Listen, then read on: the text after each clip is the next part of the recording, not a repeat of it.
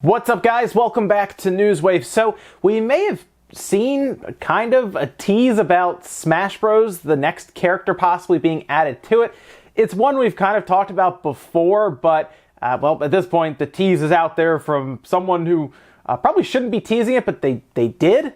So we'll go over that. And then Apex Legends actually launched yesterday, and there was a lot to take away from it, especially if you're a fan of Titanfall and Respawn, because there was some talk about Titanfall 3, and a lot of longtime fans did not like what they heard. As always, guys, enjoy these videos, do hit the like button, it does help out. We're actually going to start today with an interesting tease from South by Southwest. It's a convention that takes place starting March 15th, but they decided to talk a bit about, I guess, an announcement for what appears to be Sonic. You're actually seeing the tweet here, and it says, "Very excited about tomorrow's announcement. I would tell you all about it, but gotta go fast."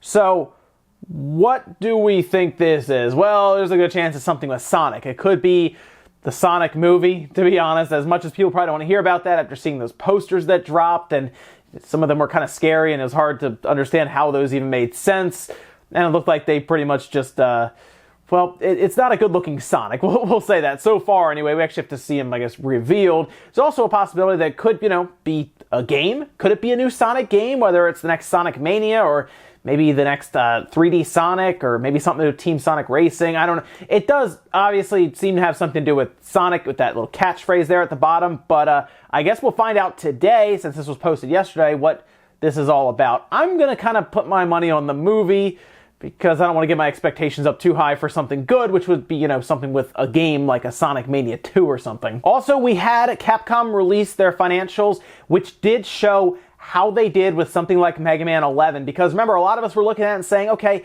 if Mega Man 11 does well, does that mean that we could possibly get something like Mega Man X9, or maybe something with the Legends series? If the Legacy Collection keeps going, could we get another collection? Well, it looks like Capcom is doing pretty good. Now, I will say a lot of that has to do with Monster Hunter World, which has now crossed 11 million units that they have shipped out. That is insane. That is massive, it's great to see for that franchise. Monster Hunter fans should be really happy, because guess what? There's probably going to be more Monster Hunter coming. I don't think that's a long shot there. But what about Mega Man? What happened there? Well, they said that they had strong sales with Mega Man, and they also had apparently good distribution, which I guess makes sense. Red Dead Redemption 2 in Japan. Capcom actually handled that distribution in Japan for Red Dead Redemption 2, but they said there were strong sales, which is great for Mega Man 11, and there were strong sales, believe it or not, continuous sales going forward for the Legacy collections, which is great, because that means that they might look at maybe doing another collection. And Mega Man 11 doing well, despite obviously its lower price point,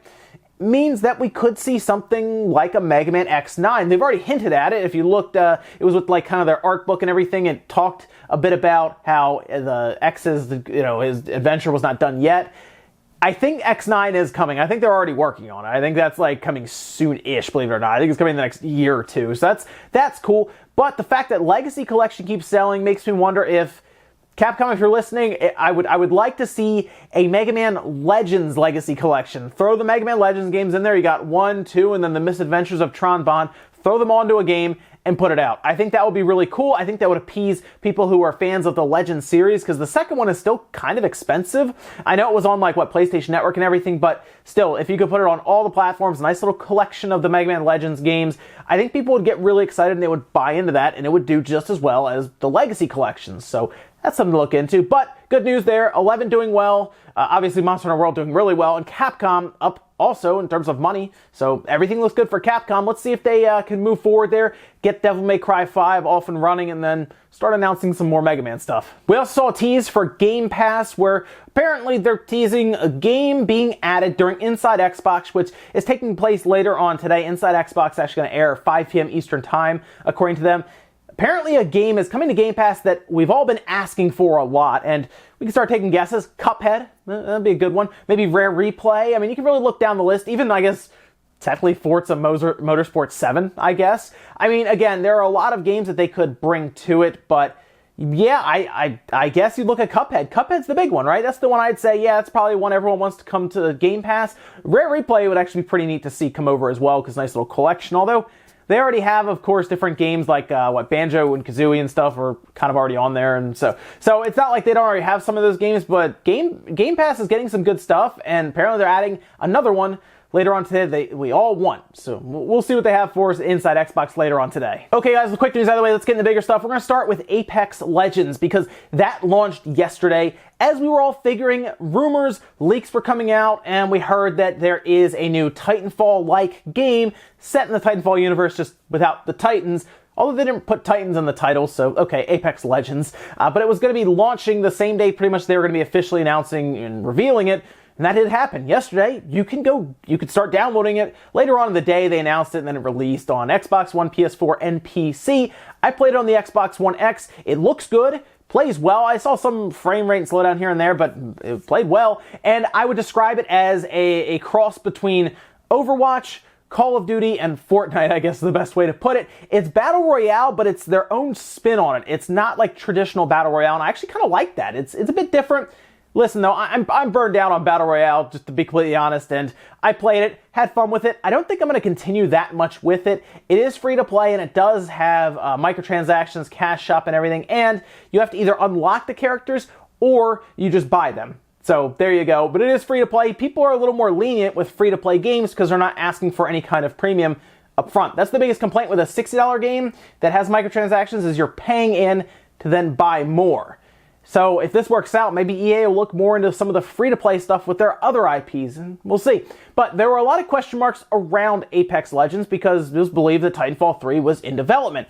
Well, these are some of the comments that were made to Eurogamer from Respawn, saying, there are some people who think there are too many Battle Royale games, or it's a fad. The world thinks we're making Titanfall 3, and we're not.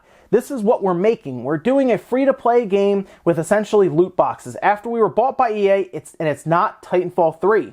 It's the perfect recipe for a marketing plan to go awry, so why have that? Let's just ship the game and let players play. And that's from the lead producer, Drew McCoy. So from what we're gathering, and Eurogamer, Jason Schreier had a busy day yesterday because he was all over the place explaining what happened, and it does appear that Titanfall 3 kind of got put by the wayside for Apex Legends.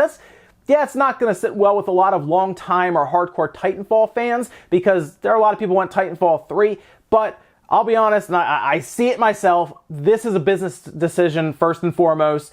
It does have the Respawn gunplay, it plays well and everything, but they're going to make more money with this. Let's just be straight up, right? Titanfall 2 did not do well. Something had to change, and I think they realized that I would like Titanfall 3 because I thought the campaign in Titanfall 2 was very good, and I'd like to see that again. But I also understand that they're with EA now. And EA was probably like, yeah, let's try this free-to-play Battle Royale thing and see how it works out. And Respawn at least delivered EA a good game, an interesting game, different game, and we'll see how it goes. Hopefully it doesn't go the way of Radical Heights, because that wouldn't be great, but I think it at least is more polished and more interesting by a good bit than Radical Heights. So I think it'll at least stick around for a bit. I don't know if it'll ever get to the success of something like Fortnite, and of course Respawn is currently working on like the Jedi Fallen Order, which is set to come out at the end of this year. So they're pretty busy, but either way, interesting game there, Apex Legends, and yeah, it seems like they probably pulled some of the assets. There were talks that Apex Legends was actually Titanfall 3 that turned into Apex Legends, and it's hard to say, and Respawn's not even really talking about it. All they've said is, we weren't developing Titanfall 3, we were developing this Apex Legends. So go try it out, it's free to play, see if it's something you like. Again, bit burned out on the Battle Royale, but I see why some people are going to like it. Next up, let's talk about a new studio that is actually opening up. We don't know the name of the studio or anything, but we do know it's Take-Two, who's creating the studio under the 2K label, and you might recognize the person who's going to be heading it, creating it, and bringing out some kind of game that has creative freedom. Now, we'll see. Anyway, here is actually the person, and again, you might recognize him. That's Michael Condrey from Sledgehammer, who helped found Sledgehammer, and of course he worked with Visceral for things like Dead Space. So he worked with Advanced Warfare, Call of Duty, and then he worked on WW2. So you can kind of think about those, and then of course Dead Space. Now they have not announced the official studio at all, but it will have creative freedom, and that's interesting to hear about because it's under Take-Two and 2K, and it's going to be opening in the Silicon Valley. So it's going to be right there, I guess, in the heart of the tech world and everything, but I want to see what they're going to come up with, because if he has creative freedom, so he doesn't have to listen to like Activision tell him to make, all right, we need the next Call of Duty, let's get that done. Or I guess even if you think about it, Visceral, yeah, he had EA telling him what to do, but you know, maybe they actually came up with something interesting on their own with Dead Space, and then EA decided to ruin it and then close down Visceral and all that. We know what happened there, but a new studio popping up, we need to know names, we need to know who's going to be working there. I'm sure you'll hear more and more in the news about who they're hiring and bringing in, and then eventually we'll find out what they're working on. This is a next-gen game, obviously. If they're just opening the studio now, they're going to be working on a game for a couple of years, I would assume, and then hopefully they can wow us with something really cool that isn't stuffed to the brim with microtransactions after you pay $60. It's Take-Two and 2K, so not super optimistic about that, but we'll see what kind of vision they can put together with some creative freedom. Next up, let's talk about this weird tease for Super Smash Bros. Ultimate. We know there are more characters coming that need to be revealed. We know Joker is going to be in Smash. We don't really know when he's coming out. We assume maybe this year at some point. But we know there are several more characters still to be named that are going to be part of that Fighter's Pass. So now the question is who? Well, strangely, this was actually posted up, as you're seeing here, over on Instagram. And it looks harmless enough, right? You're like, oh, okay, that's kind of neat. Well, that's actually from the Smash Bros. Game supervisor, Shinya Kumazaki. And it's Kirby and then a shield. Interesting. And he said, the Braves shield. Well, all right, that's an odd thing to put up there, because remember, we had, of course, the data mining that took place, and one of the code names in the actual game itself was Brave. Remember, there was Jack and there was Brave, and we were wondering what that would be. And then we figured, oh wait, that's probably a Dragon Quest character, and we all believe that Erdrick is going to be in Smash, and people who are developing and supervising Smash are not helping that situation. Now, I do want to point out, this could be a tease, or I would hope that he's actually aware of everything that's going on online with all this stuff, because if not, that is crazy to me that they wouldn't see any of this stuff. It could also be a red herring. Think about that. Maybe they're putting it out there and they're saying, oh, we'll tease him a bit, throw him off the trail, and then hit him with this. I mean, none of us expected Joker to be there. A lot of us currently expect a Dragon Quest character like Erdrick to be there. So maybe they are. Maybe they're saying, we'll set him up with this Brave Shield. We'll say Brave Shield and everything. They, by the way, took that out of the game. So data miners found that it was updated and that was actually removed from Smash for some reason. That and Jack, basically all the code names that were found. So maybe they caught wind that we were looking at it. They pulled him out. Maybe he thought we forgot. We didn't. So we'll see what happens here, but we're kind of going through the year. We assume another character, at least one more, will be revealed. Maybe two more, maybe one at E3, maybe one before at an event. So we'll hopefully maybe get into 2020 with most of the characters known, and then maybe one last big reveal, but they're not helping their case there if they're trying to hide Erdrick. In fact, that is one of the most obvious teases that a lot of us are pointing out, and we'll see. Hopefully we'll know soon, and maybe this is them teasing as we get closer to a reveal for the next character. And our last bit of news, I can't believe it, we get to talk about Konami, and it's not going to be about a gambling machine or a pachinko machine or an arcade machine, nothing like that. They're actually making a game. I know. If you weren't sitting down, you might have just fallen over. Konami is making a game. Yeah, right? They're actually making, apparently, a new Yu-Gi-Oh game, as you're seeing the title card here that they put out, and it's been announced as an exclusive for the Switch. It's called Legacy of the Duelist, Link Evolution, and not much is actually said about it other than the most obvious description ever, which is that it will be a competitive fighting card game, which I assume with translation probably just means competitive card game from the Yu-Gi-Oh series. Again, surprise, surprise. They do say it's going to be nationwide with new master rules, which is from the latest rules of the Yu-Gi-Oh official card game. They put all this information out, but we didn't see a screenshot from the game, gameplay, nothing. Apparently, it will be announced more anyway in the April 2019 issue of V-Jump. That is due to come out on February 21st. So if you're a Yu-Gi-Oh fan and you got a Switch, well, get excited because more than likely you will be probably picking this up. I look at the handheld mode and I see that you could probably use maybe even the touchscreen for certain parts, as of course Yu-Gi-Oh is on like the phone, and I have seen people use that for like the different cards that they're playing with. You can actually swipe them around and everything. Might be an option. Otherwise, though, it might just be straight up Yu-Gi-Oh with cards, of course, that you get to play traditionally with new rules. So at least, look, I want Konami to do something like a Metal Gear Solid collection.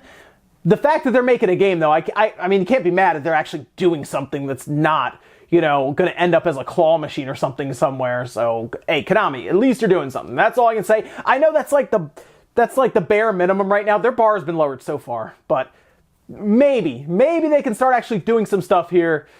We'll see. Ladies and gentlemen, that's going to do it here for Newswave. Enjoyed this video, guys. Hit the like button. It really helps out. If not, hit the dislike. Leave comments down below about everything we talked about, whether it is Apex Legends. Have you had a chance to play it? And what do you think? I had fun with it, but again, had enough Battle Royale probably for the rest of my life. So I'm at least done with it for now, and I'm back to Kingdom Hearts for a bit. And also, let me know what you think about that Dragon Quest Smash Bros. Tease. Do you think they're trying to throw us off? Or do you think they're just super unaware of everything about the internet and they're just having some fun thinking that they're being cryptic to us when they're not? Thanks, guys, for watching, and I'll see you next time.